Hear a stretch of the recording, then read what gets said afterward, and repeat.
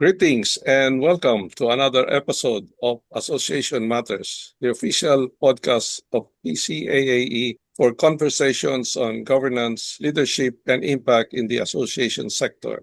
When associations thrive, societies rise. So we are your host. I am Bobby. And I am Emily.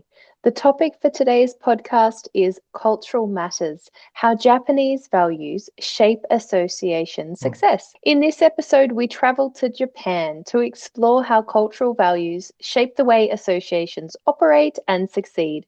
We'll discuss the importance of long-term relationships, structured decision-making, member loyalty, and how these cultural foundations contribute to sustainable and effective organizations. Our featured guest is Mr. Shogo Kaneda, CEO of Nesi Galaxy, who will share insights on how principles such as legacy, respect, and consensus building influence governance, leadership, and member engagement in Japanese associations. Shogo-san started his career with the MICE Consulting and Media Company in Tokyo and has more than 15 years of experience in the business events industry. Throughout his career, he has worked with convention bureaus across Japan, Korea, Thailand, Singapore, Taiwan, and other destinations. Through his own business, Nesi Galaxy, he provides corporate and trade associations with events venturing services, helping incubate and accelerate new events while also providing destination marketing advice to convention bureaus. Shogo is also a business development consultant with Gaining Edge and serves as a member of the inaugural Regional Advisory Board for PCMA Asia Pacific. So, hi, Shogo-san. Good to see you after a year when we met in Osaka last year. So, delighted to have you here in our podcast so we can begin our conversation. So, the first question is from your perspective, how do you think Japanese cultural values influence association governance? Well, first of all, thank you for this opportunity. I'm really pleased to join both of you. And again, welcome to Japan. So I'm going to Thank you. share some insight of the Japan-based association with both of you. So first of all, toward your question Bobby raised, the big, how should I say, characteristic of Japan-based associations, I would say most of them are quite kind of legacy oriented association means that we have so many years since we were born. So this is definitely the big difference compared with the associations in other countries in Asia Pacific. For example, the association I was employed, the named association called the Japan Management Association, we have over 80-year history, 80 years, 80. So we are not kind of a startup. So we have, as long as the more years we have its history, the more stakeholders and industry people and non-industry people are involved in our activities related to association. So that's why the question to you, basically, we need to communicate with those kind of multiple stakeholders before an official decision making. So this is the maybe biggest difference when it comes to the how our culture influence on the association governance. So we value on the getting the agreement from the multiple stakeholders rather than just small board members. Of course, we have board members, but we try to get agreement as much as possible, not only from the core members, but also other stakeholders as well to make things forward. So this is kind of a cultural difference based on our long-term history. So that's why, as a result, this kind of our culture brings stability over disruption for years. I think this is yes, but also simultaneously, this will cause the slow decision making, and sometimes this will be a kind of a weakness to compete in this association world. So this is how we see, how I see the.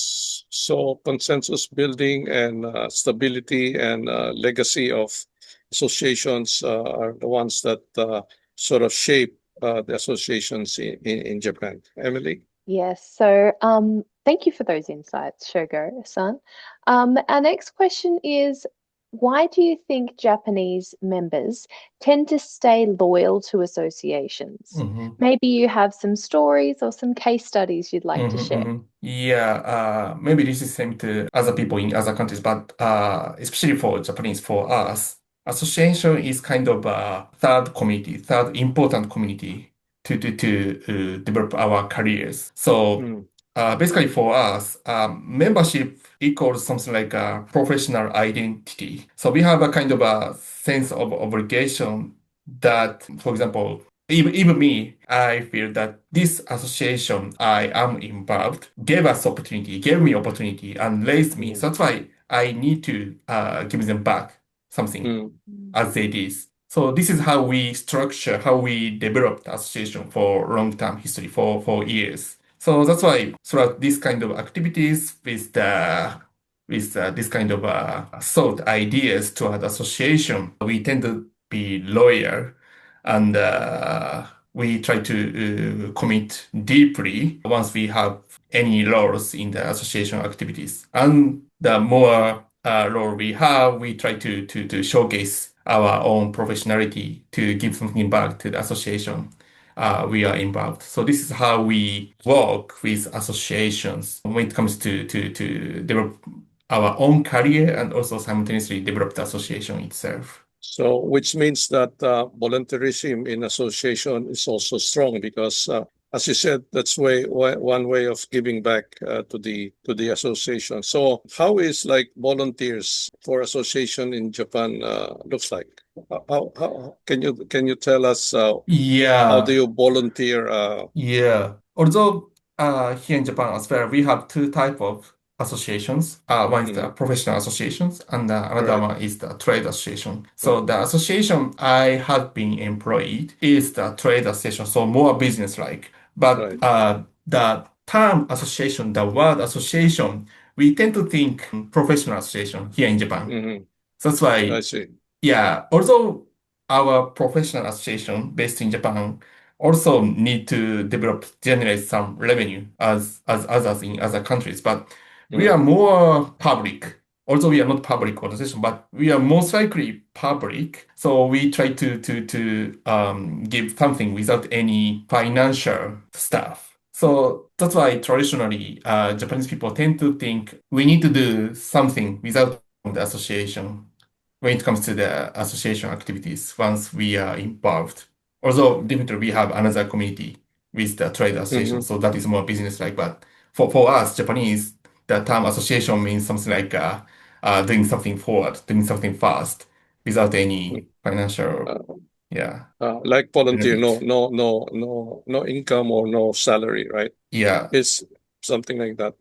yeah, Just another follow-up question, Shogo-san. Does the Japanese government provide, say, incentive or support to associations? Because I believe in Korea is the case that mm-hmm, the government there supports trade associations by giving them support for training or yeah, if they exhibit joint exhibition outside the country.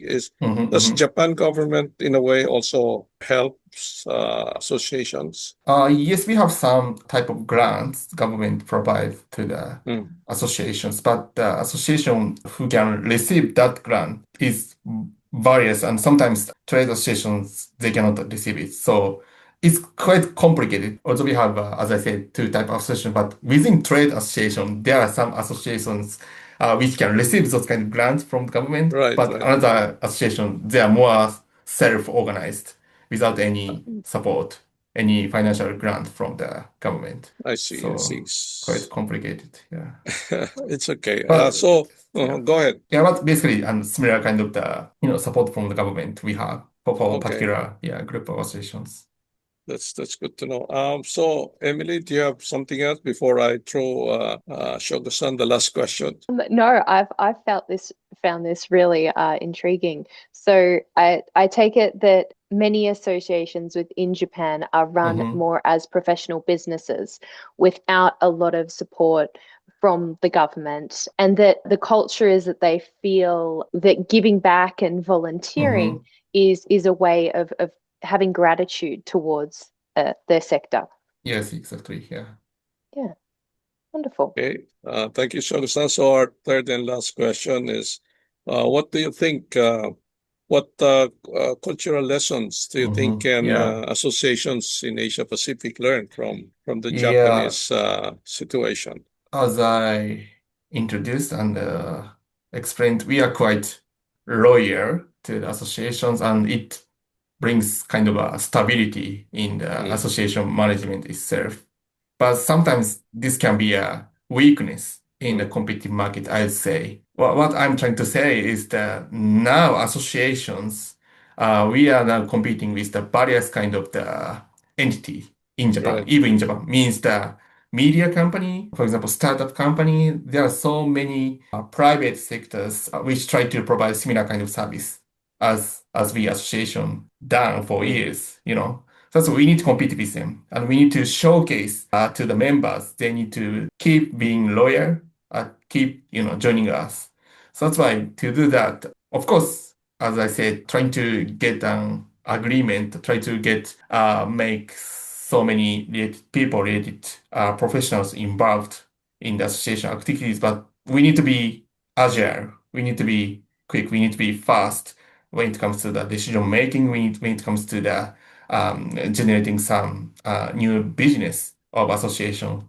So that's why, yes, definitely there are some lessons other Asia Pacific associations can learn from Japanese associations, but that is something like a part of the lessons, cultural lessons they should mm, consider. So this is part of, and they need to keep being something fresh, something different from mm, Japanese association as well. So this is my argument. Yeah. So that's why in terms of that perspective, we Japan-based associations are also trying to learn from the association of Asia mm, Pacific in other regions to really identify where we should go and who we should be.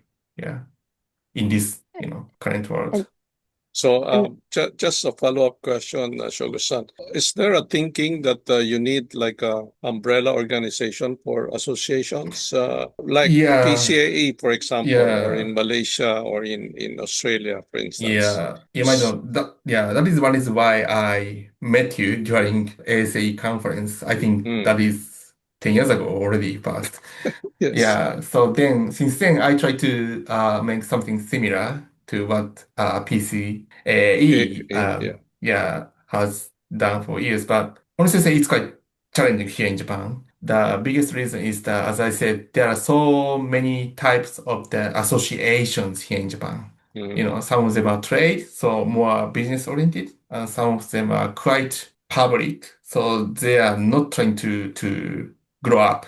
They just try to keep the current business, mm, current organization model. So they right. don't care, how to develop membership, how to develop non-due revenue. Mm, So I feel that association of association like organization, I think we need to get more interest from the trade association here in Japan. But the point is the trade association here in Japan, they are already too big. mm, They can right. do by themselves, you know. That's They right. organize events, they already develop membership models. So maybe they can be a kind of a role model for Mm, other associations in other countries. So here in Japan, I'm trying to explore other opportunity to get in touch with the association activity happening in other part of Asia. fantastic. Thank you so much for joining us this evening and for your insights. One comment that stood out for me there Hmm. was that we all can learn from each other, and Japan's wanting to learn from Asia Pacific, and Bobby and I have been talking to many people around the world with this podcast, and I love the idea that we all have something we can learn from one another. So that was a really good Hmm. comment from you. As always, we wrap up our podcast with three key takeaways for our viewers. Hmm. So, number one, I heard there that Japanese associations are deeply shaped by history and long legacies, Hmm. cultural values that prioritize consensus and continuity.